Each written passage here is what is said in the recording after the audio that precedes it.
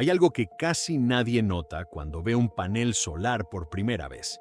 No tiene partes móviles, no hace ruido, no desprende vapor, no gira, no vibra, solo está ahí, quieto bajo el sol.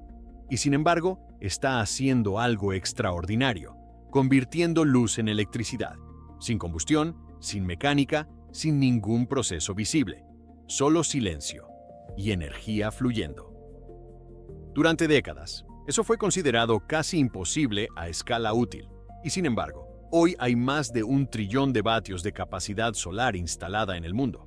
Paneles sobre tejados, sobre desiertos, flotando en lagos, todos haciendo lo mismo, capturando algo que siempre ha estado ahí, algo que viaja 150 millones de kilómetros solo para llegar a la superficie de un rectángulo de vidrio. Lo curioso es que la mayoría de las personas cree que un panel solar calienta algo para generar electricidad, como una caldera que hierve agua. Pero no, el proceso que ocurre dentro de un panel solar no tiene nada que ver con el calor. De hecho, el calor es su enemigo. Y entender por qué es entender algo profundo sobre la naturaleza de la luz, de la materia y de cómo la energía puede transformarse sin tocarse. Empecemos desde el principio, desde lo más pequeño. La luz del sol no es solo brillo. Es un flujo constante de partículas sin masa llamadas fotones. Cada fotón viaja a 300.000 kilómetros por segundo y lleva consigo una cantidad precisa de energía que depende de su longitud de onda. La luz ultravioleta tiene más energía que la luz roja. La luz infrarroja tiene menos. El sol emite todas esas longitudes de onda simultáneamente, y cuando esa mezcla llega a la Tierra, está repleta de potencial eléctrico. El problema es que capturarlo requiere un material capaz de interactuar con los fotones de una manera muy específica. Ese material es el silicio.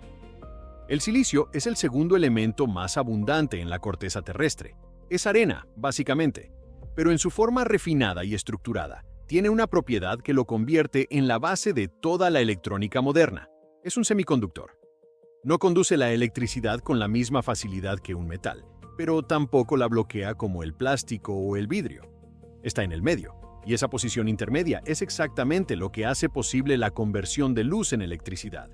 Para entender por qué, hay que imaginar cómo está organizada la materia a escala atómica. Cada átomo de silicio tiene 14 electrones orbitando alrededor de su núcleo. Los 4 electrones más externos son los que determinan su comportamiento químico. En un cristal de silicio puro, cada átomo comparte esos 4 electrones con sus vecinos, formando una red regular y estable. Esa red es casi perfecta. Los electrones están todos enlazados, todos ocupados, todos en su lugar.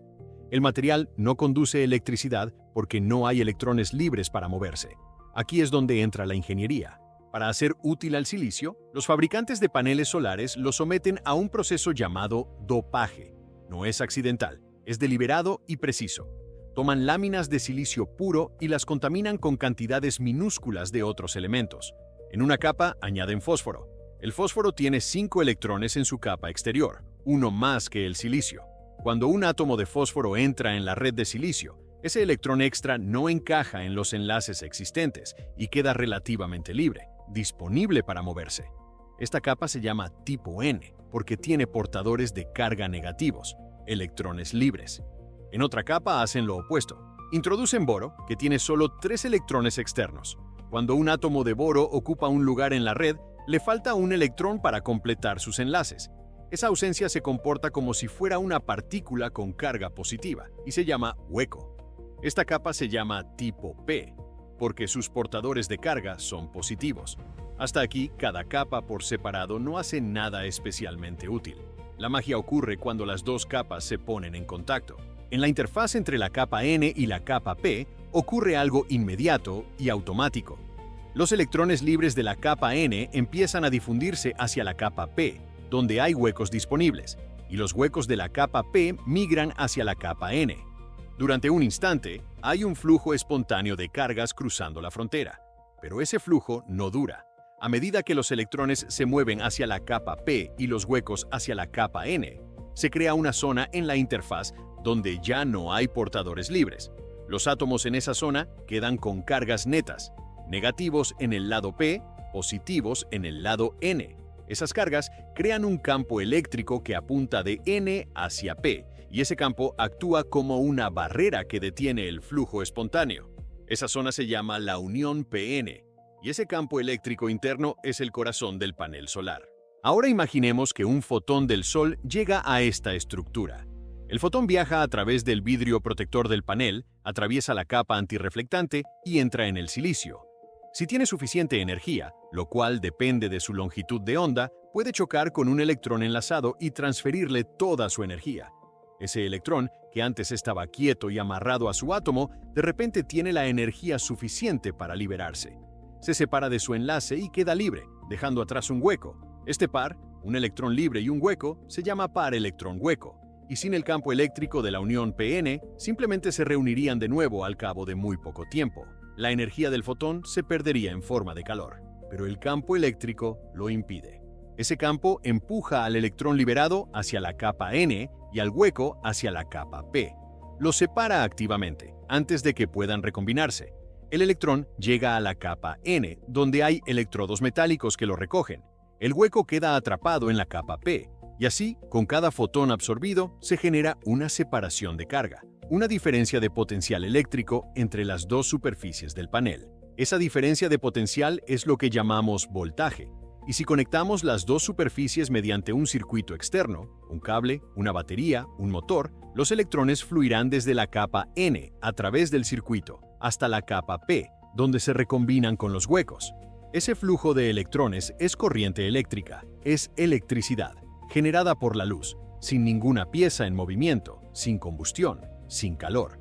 Este fenómeno tiene un nombre que fue descrito por primera vez por Edmond Becquerel en 1839. Se llama el efecto fotovoltaico. Albert Einstein recibió el Premio Nobel de Física en 1921 no por la relatividad, sino precisamente por explicar la naturaleza cuántica de este efecto. Cada fotón interactúa con exactamente un electrón. No hay promedio, no hay acumulación gradual. Es una transferencia discreta, cuántica, de energía.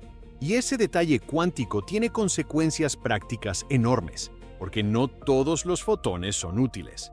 El silicio solo puede capturar fotones cuya energía supera un umbral específico llamado la banda prohibida o bandgap. Fotones con menos energía que ese umbral, la mayor parte del infrarrojo, pasan a través del silicio sin ser absorbidos. No hacen nada. Fotones con más energía que el umbral, parte del ultravioleta, sí son absorbidos, pero la energía extra se disipa inmediatamente en forma de calor. Solo los fotones con la energía exacta o cercana al umbral son convertidos eficientemente en electricidad. Esto explica por qué la eficiencia de un panel solar de silicio tiene un límite teórico. Ese límite, calculado en 1961 por William Shockley y Hans Kaiser, se conoce como el límite de Shockley-Kaiser y establece que un panel de silicio con una sola unión P-N no puede convertir más del 33% de la energía solar en electricidad. La mayor parte del resto se pierde como calor o como fotones no absorbidos. Los paneles comerciales actuales están bastante por debajo de ese límite teórico. Los paneles de silicio monocristalino, que son los más eficientes del mercado convencional, alcanzan eficiencias de entre 22 y 24%. Los de silicio policristalino, más baratos de fabricar, ronden el 18%. Los paneles de película delgada, que usan materiales distintos al silicio, son aún menos eficientes pero más versátiles en su forma y aplicación. Pero hay algo más que la eficiencia que determina el comportamiento real de un panel: la temperatura. Esto sorprende a mucha gente. Un panel solar funciona mejor en días fríos y soleados que en días calurosos y soleados. Cada grado de aumento en la temperatura de la celda reduce ligeramente su voltaje de salida. La razón es física. El calor agita los átomos de silicio, lo que facilita que los electrones liberados por los fotones se recombinen antes de llegar al circuito externo. Más recombinaciones espontáneas significan menos corriente útil. Por eso los instaladores de paneles solares siempre dejan espacio entre el panel y el tejado. No es solo estética, es ventilación. El aire que fluye por debajo remueve el calor acumulado y mantiene la temperatura de la celda más baja, mejorando el rendimiento real del sistema. Un panel solar estándar no es solo una celda, es un arreglo cuidadosamente ensamblado. Cada celda individual, que mide aproximadamente 15 por 15 centímetros, genera alrededor de medio voltio. Eso es suficiente para encender un LED, pero no para alimentar un hogar. Por eso las celdas se conectan en serie. sumando sus voltajes. Un panel típico contiene entre 60 y 72 celdas, lo que produce entre 30 y 40 voltios. Varios paneles se conectan entre sí formando lo que se llama un arreglo solar, capaz de generar voltajes y corrientes suficientes para uso doméstico o industrial. Pero ahí surge otro problema. Los paneles solares generan corriente continua y la mayoría de los dispositivos del hogar funcionan con corriente alterna.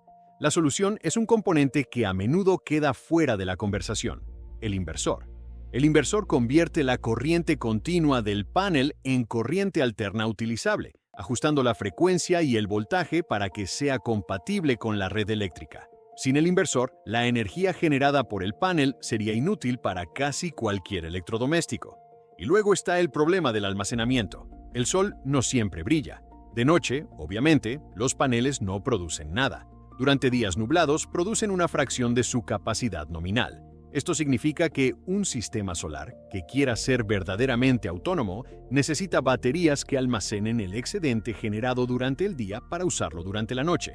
La integración de paneles solares con baterías de ion de litio es una de las áreas de mayor desarrollo tecnológico actual. El objetivo es que la energía capturada al mediodía pueda encender luces a medianoche. Hay un error muy común sobre los paneles solares que vale la pena desmantelar aquí. Muchas personas creen que un panel solar genera la misma cantidad de electricidad independientemente del ángulo del sol. No es así. La cantidad de fotones que llegan a la superficie del panel depende del ángulo con que incide la luz. Cuando el sol está directamente sobre el panel, los fotones golpean perpendicularmente y la densidad de energía es máxima. Cuando el sol está bajo en el horizonte, los fotones llegan en ángulo. La superficie efectiva del panel se reduce y la producción cae considerablemente. Por eso los sistemas más avanzados incorporan seguidores solares, mecanismos que rotan el panel a lo largo del día para mantener siempre el ángulo óptimo con respecto al sol. Estos sistemas pueden aumentar la producción entre un 20 y un 30% respecto a paneles fijos. Otro malentendido frecuente es creer que los paneles solares funcionan mejor en los trópicos que en los países del norte de Europa. La correlación entre temperatura y rendimiento ya explica parte de la respuesta, pero hay otro factor: la irradiancia solar. Países como Alemania, que tienen muchos días nublados, tienen irradiancia solar significativamente menor que los desiertos de Oriente Medio o el norte de África. Sin embargo, Alemania ha instalado más capacidad solar per cápita que muchos países tropicales. Y la razón es simple: la eficiencia económica de los paneles ha bajado tanto que incluso con irradiancia moderada, la energía solar es rentable. La evolución de los paneles solares en las últimas 2 décadas es uno de los estudios de caso más sorprendentes en reducción de costos tecnológicos. En el año 2000, instalar un vatio de capacidad solar costaba aproximadamente $5. Hoy cuesta menos de 20 centavos. Esa caída del 97% en 2 décadas no tiene precedente en la historia de la energía. Es el resultado combinado de economías de escala, mejoras en procesos de fabricación, mayor pureza del silicio y optimizaciones en el diseño de las celdas. Hoy, los investigadores trabajan en varias direcciones para superar las limitaciones actuales. Una de las más prometedoras son las celdas de perovskita, un material cristalino que puede fabricarse con procesos más simples y económicos que el silicio, y que en laboratorio ha alcanzado eficiencias comparables. El desafío es su estabilidad. Las perovskitas se degradan con la humedad y el calor, lo que limita su vida útil en aplicaciones exteriores. Los laboratorios trabajan en soluciones para ese problema. Otra línea de investigación son las celdas multiunión. En lugar de una sola unión PN de silicio, estas celdas apilan varias capas de materiales distintos, cada una sintonizada para absorber una porción diferente del espectro solar. Al combinar capas que capturan eficientemente tanto el ultravioleta como el visible y el infrarrojo cercano, las eficiencias pueden superar el 50%. Estas celdas ya existen y se usan en satélites y concentradores solares, aunque su costo es todavía prohibitivo para uso masivo. También se investigan las celdas de silicio con texturización nanométrica en la superficie, que reduce la reflexión de la luz y aumenta la cantidad de fotones absorbidos. Y hay grupos trabajando en tintas solares, materiales semiconductores que podrían imprimirse sobre cualquier superficie flexible, convirtiendo ventanas, fachadas o incluso telas en generadores de electricidad. Pero más allá de las mejoras tecnológicas, hay algo que revela el panel solar sobre la naturaleza de la energía y del mundo. Durante miles de años, la humanidad obtuvo energía quemando cosas: madera, carbón, petróleo, gas. Todos esos combustibles son, en esencia, almacenes de energía solar. El carbón es carbono de plantas que crecieron hace millones de años absorbiendo luz del sol. El petróleo son organismos marinos que capturaron energía solar y fueron transformados por millones de años de presión y calor. Incluso la energía del viento es solar. Las diferencias de temperatura que mueven el aire son causadas por el calentamiento desigual del Sol sobre la superficie terrestre. El panel solar no hace nada diferente en esencia. También convierte energía solar, pero lo hace directamente, sin almacenarla en compuestos químicos, sin quemarlos, sin liberar dióxido de carbono acumulado durante eras geológicas. Cortocircuita millones de años de proceso geológico y conecta directamente el fotón que llega del Sol con el electrón que enciende una luz. Es una conexión tan directa que resulta casi desconcertante. La luz tarda 8 minutos en llegar desde el Sol, y en el instante en que un fotón golpea un electrón en la celda solar, comienza un flujo de carga que puede alimentar un motor, cargar una batería, transmitir datos. Del núcleo del Sol a la cocina de una casa, en 8 minutos y un instante cuántico. Eso es lo que ocurre dentro de un panel solar. No hay explosión, no hay turbina, no hay llama. Solo silicio dopado, un campo eléctrico invisible y millones de fotones impactando cada segundo sobre una superficie que ha aprendido a escucharlos. Cuando se mira un panel solar y se sabe lo que ocurre adentro, la quietud ya no parece inactividad. Parece precisamente lo contrario, la forma más eficiente que ha encontrado la física para transformar la energía del universo en algo que los seres humanos pueden usar. Sin ruido, sin humo, sin desgaste visible.